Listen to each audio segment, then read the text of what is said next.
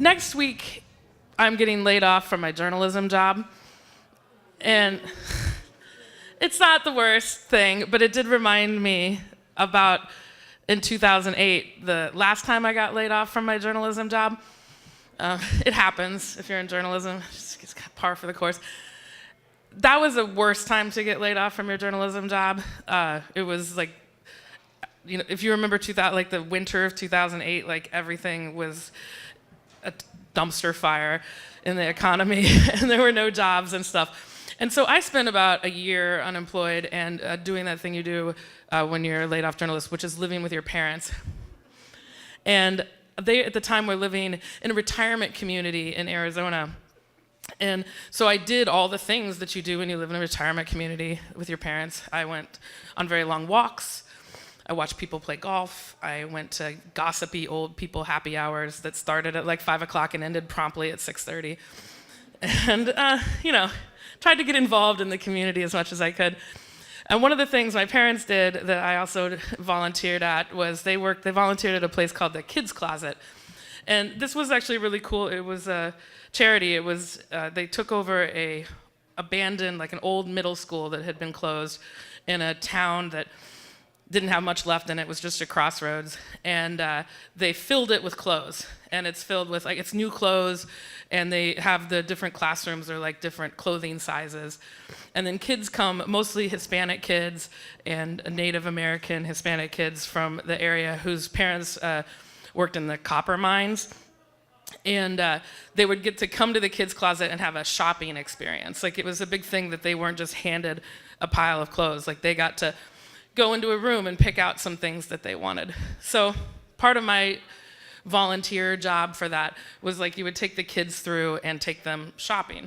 So, there were kids of all ages and stuff, but this one day I particularly remember that they had a busload of kindergartners, and kindergartners are the best. They're my favorite, right? Like, they're super adorable, but they're old enough that they like have opinions and they want to talk about things and stuff. So I was like, yay, kindergartners!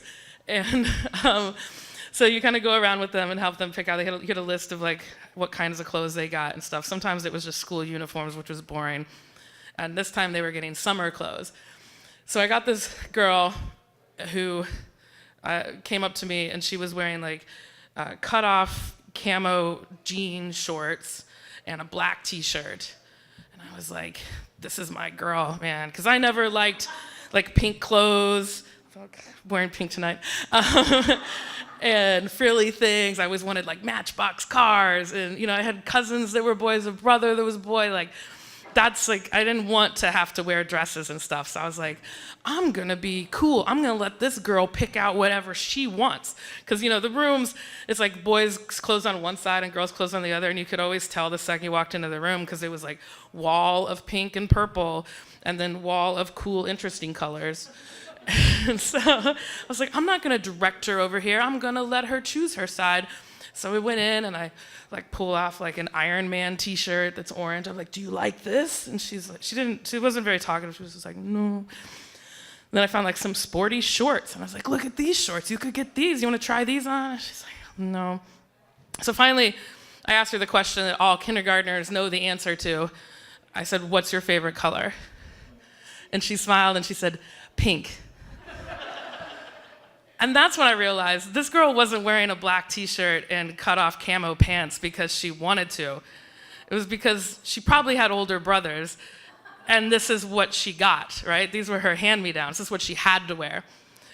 So we went over to the pink wall, and she picked out the like frilliest, purpley, pinky, like lacy things, like things I hated, but she tried them all on, and we left with a stack of clothes, and she had a giant smile on her face, and she was just so thrilled to be having like these frilly clothes that were her clothes.